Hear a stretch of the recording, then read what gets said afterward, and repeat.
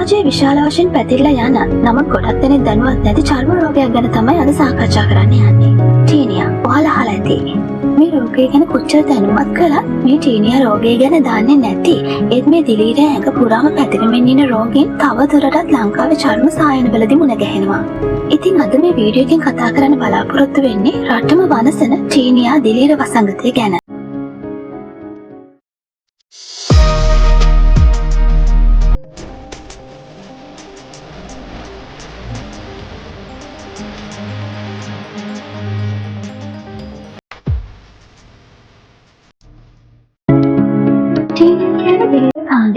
හිසේ ඉඳන් පාදාන්තය දක්වා වැළඳෙන්න පුළුවන්.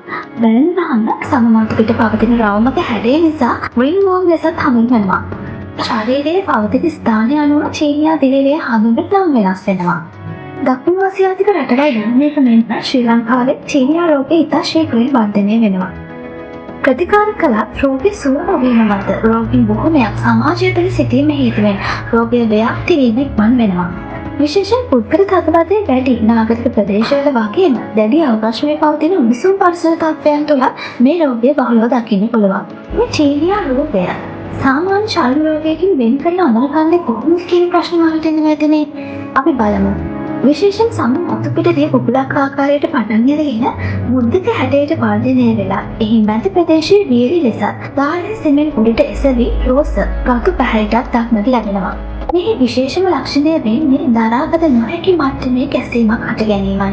මේ රෝග අවදාන වැඩි කාණ්ඩ කවුද? අපි ඒ ගැන කතා කරමු. මේ ඕනෑම වයස් කාණ්ඩයක පුද්ගලයෙකුට බෝවිය හැකි නමුත් ප්‍රතිශක්තියක දුර්වලතා ඇති පුද්ගලයන්ට රෝගය ඇති වීමට අවදානම වැඩි.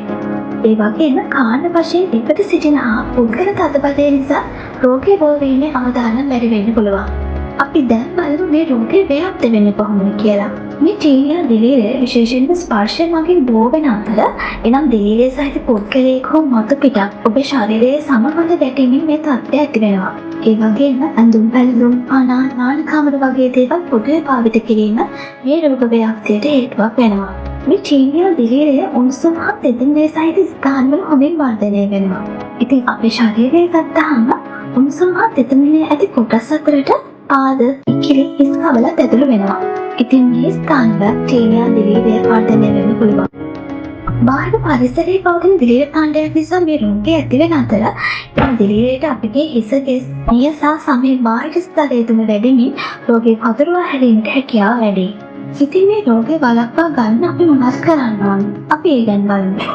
මේ රෝගය සහිත පුද්ගලයන්ගේ සම්පූර්ණයෙන්ම ඇති සිටීම අපි කළ යුතුයි. ඒ වගේම හැම විටම තම ශරීරයේ පිරිසිදුව පවත්වා ගැනීම, පිරිසිදු ඇඳුම් භාවිත කිරීම හා නිතරම අත සේදීම රෝගයේ බෝ වීම වළක්වා ගැනීමට ඉතා ප්‍රයෝජනවත් වෙනවා. පොදු ස්ථානවල සිට පැමිණි විගස තම ශරීරය පිරිසිදු කර ගැනීම ඉතාමත්ම වැදගත්.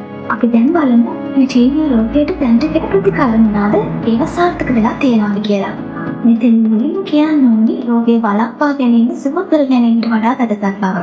ටීනියා දිලීරයට එන්නත් වර්ග, මුකුමාකින් ගන්න ඖෂධ, ආලේපන වර්ග, සබන් වර්ග වගේ ඖෂධ රාශියක් භාවිත කළාම දැනට දිලීරයේ පවතින දැඩි ඖෂධ ප්‍රතිරෝධය නිසා තරමක් දුරට ප්‍රතිකාරයට මෙම රෝගය අවනත වීම මත බව දැකිය යුතුයි.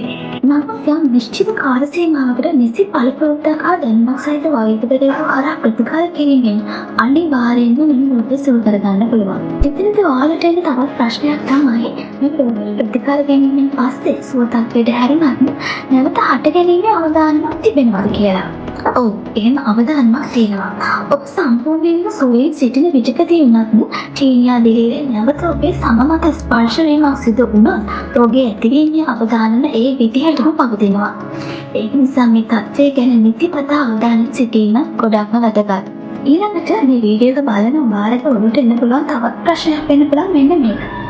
ටීනියා රෝගය සඳහා ප්‍රථම ප්‍රතිකරණ වල යම් සංකූලතාවයක් තියෙනවද හෝ පාස සංකූලතාවයක් ඇති වෙන්න පුළුවන්ද කියන එක. වැදගත්ම කරුණක් වෙන්නේ ඔබගේ අක්මාව සම්බන්ධ රුධිර පරීක්ෂණ ප්‍රතිකාර ආරම්භය සහ ප්‍රතිකාරය අතරතුර කර ගැනීම අත්‍යවශ්‍ය වීම. එමගින් දිලීරනාශක බෙහෙත් මගින් කලාතුරකින් ඔබගේ අක්මාවට විය හැකි හානි වළක්වා ගනිමින් ප්‍රවේශන ප්‍රතිකාරය කරගෙන යන්න පුළුවන්. ඉතින් මෙන්න මේ විදිහට ටීනියා රෝගය සම්බන්ධයෙන් අද වීඩියෝ එක අවසන් කරනවා.